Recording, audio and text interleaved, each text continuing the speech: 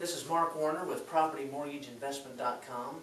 Today I'd like to follow on with our continuing series on investment in properties versus other mediums of investment. Today I'd like to talk to you about gold and silver or precious metals and how that compares with a residential property investment. So as we've always talked about in these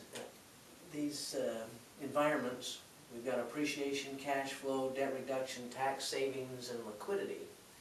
When you talk about gold, the only thing you're looking at in gold or silver or precious metals is appreciation. You buy it at a certain amount per ounce, and then you wait for it to go up in price.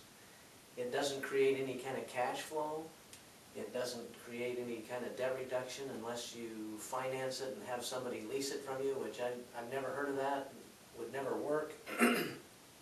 And then any tax savings, again, the only tax savings you would have is if you bought it at $1,000 an ounce and it went down to $800, you'd be able to write off $200 per ounce against your taxes to the maximum of $3,000 loss per year against your taxes.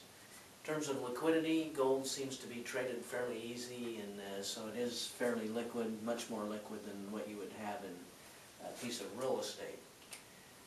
Again, it's a hot commodity right now. The price of gold has gone through the roof. Silver is languished behind and seems to have the ability or the opportunity to have a run up in price. So if you're looking for bottom fishing precious metals, silver might be a good play as it compares to gold and the run up in the price. But might be a long-term play. But again, there's only one of the four aspects of where you could generate a return on investment that would come from that type of investment, and that would be the potential appreciation. This is Mark Warner with PropertyMortgageInvestment.com.